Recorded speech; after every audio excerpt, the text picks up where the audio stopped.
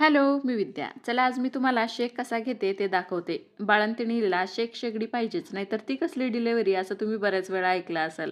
शेक शेगडी का घ्यायची? मेडिसिनने तर सर्व गोष्टी कव्हर होतात आणि आजकाल असं कोण करतं हे सगळं असंही असतं. ते सगळं पूर्वी होतं, आत्ता जग खूप बदललेलं आहे.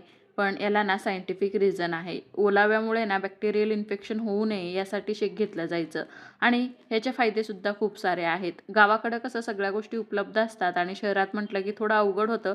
म्हणून मग नाही घेतला तरी चालतो शेक असं असतं. आणि शेक घेणं किती फायद्याचं आहे. शेक नाही घेतलं तर अंगदुखी, कंबरदुखी येतं पुढे जाऊन असं तुम्ही तुमच्या आईकडून किंवा आजीकडून वगैरे ऐकूनच असाल. पण याचे खरे फायदे काय आहेत ते मी सांगतेच. मी माझ्या ना तिन्ही डिलिव्हरीच्या वेळेस शेक घेतलेला आहे. बाकी दोन्ही डिलिव्हरी माझ्या गावाकडे झाल्या, त्यामुळे शेक घेणं काही अवघड नव्हतं. पण आत्ता माझी डिलिव्हरी इकडे झालेली आहे आणि मी शेक कसा घेतलेला आहे ते सांगते. नॉर्मल डिलिव्हरी झाल्यावर तर शेक घेतातच पूर्ण शरीराला, पण सिझर झाल्यावर शेक घ्यायचा की नाही असा प्रश्न असतो. माझा सिझरच झाला आहे आणि डिलिव्हरी झाल्यावर 1 आठवड्यानंतर आपण शेक घेणं चालू करू शकतो. अंघोळ झाल्यावर लगेचच शेक घ्यायचा असतो आणि किंवा तसं नाही जमलं तर बाळ झोपल्यावर किंवा त्यानंतरही कधी वेळ मिळेल दिवसभरात तेव्हा शेक घेतलं तरी चालतं. तर त्यासाठी ना मी इथं भजी कुरडया तळायचा जो आपला झारा असतो ना तो घेतलेला आहे आणि कोळसा घेतलेला आहे. तो आता गॅसवर ठेवून पेटवून घेणार आहे. गोवऱ्या पण तुम्ही घेऊ शकता, पण त्याचा धूर खूप होतो आणि लवकर ते विझून पण जातात.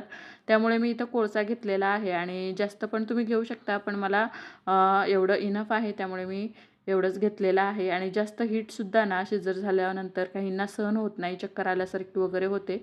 त्यामुळे ना मी थोडेच घेतलेले आहे तिथं. आणि हे कोळसे पेटायला ना थोडा वेळ लागतो आणि असे छान पेटले की त्याच्याखाली ना एक टोप किंवा काहीतरी जाड असं घ्यायचं. मी इथं तवा घेतला आहे, ते असं एका स्टँडवर ठेवला आहे जेणेकरून जास्त वाकावं लागणार नाही. इझिली आरामात आपण शेक घेऊ शकतो आणि झाऱ्यातच कोळसा राहू द्यायचा. त्यानंतर ना आपल्याला धुरी घेण्यासाठी काही गोष्टी लागतात त्या घ्यायच्या. लसूण पाला, ओवा, शेपा, ऊद असं जे काही तुमच्याकडे घेत असतील ते सगळं घ्यायचं. मी इथं ऊद, ओवा आणि लसूण पालासुद्धा घेतलेला आहे.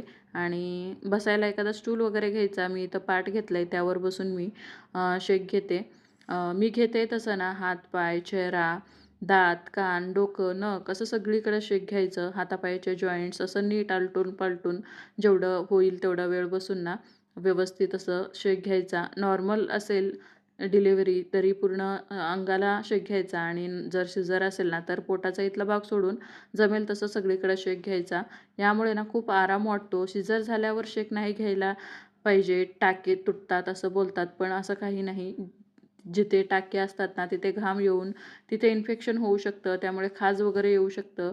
त्यामुळे पोटाचा भाग व्यवस्थित असं एका जाड कपड्याने कव्हर करून आपण शेक घेऊ शकतो. डिलिव्हरी म्हणजे बाळासोबत बाईचा दुसरा जन्मच असतो. मग डिलिव्हरी नॉर्मल असो की सिझर.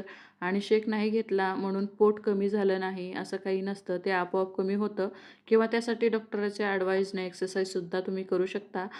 शेक घेऊनच पोट कमी होतं असं नाही. डिलिव्हरीनंतर आपलं शरीर जे आहे ते खूप नाजूक झालेलं असतं.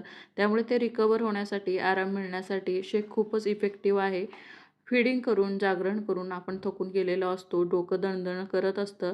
शेक घेतल्यावर थोडा आराम वाटतो, रिलॅक्स वाटतं, शरीराच्या नसा मोकळ्या होतात. त्यामुळे ना मिल्क सप्लायसुद्धा खूप छान होतो, व्यवस्थित होतं. दुधाच्या गाठी वगैरे होत नाहीत. त्यामुळे पोट सोडून बाकी सगळीकडं नीट असं शेक घ्यायचा आणि त्यानंतर धुरी घ्यायची. ओवा, लसणाचा पाला, शेपा असं एक-एक टाकून एकाच वेळी खूप जास्त टाकायचं नाही. त्यामुळे खूप जास्त धूर होतो आणि त्यामुळे ना गुदमरल्यासारखं वगैरे होतं आणि रूममध्ये आपलं बाळसुद्धा असतं, त्यालासुद्धा त्रास होऊ शकतो. त्यामुळे थोड्या-थोड्या प्रमाणात सगळं टाकून शेक घ्यायचा, धुरी घ्यायची. ओवा, लसणाचा पाला यात ना नॅचरल अँटीबॅक्टेरियल प्रॉपर्टीज असतात. त्यामुळे नॅचरल अँटीबायोटिकचं ते काम करतात. त्यामुळे इन्फेक्शन वगैरे होत नाही. उदाची पण धुरी घ्यायची.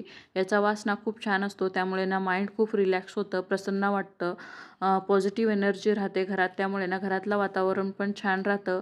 बाळालाही धुरी मिळते, त्यामुळे सर्दी वगैरे होत नाही.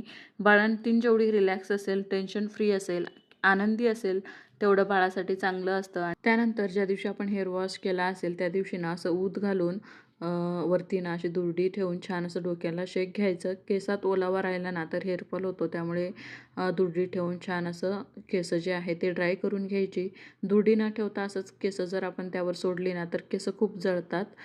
दिसत नाहीत आपल्याला पण जळतात, वास येतो त्याचा. त्यामुळे वरती असं दुरडी ठेवायची आणि असं केसाचा ओलावा कमी होईपर्यंत छान असं शेकून घ्यायचं. आणि दुरडी नसेल ना तर तांदळाची चाळण असते ना आपल्या घरात, ती सुद्धा आपण घेऊ शकतो. तर कसा वाटला आजचा हा व्हिडिओ नक्कीच मला कमेंट करून सांगा. आणि अजून डिलिव्हरीनंतर मी कोणत्या गोष्टी फॉलो केल्या ते पाहायचं असेल तर तसं मला कमेंट करा. मग पॉसिबल झालं तर त्यावर मी व्हिडिओ बनवायचा नक्कीच प्रयत्न करेन.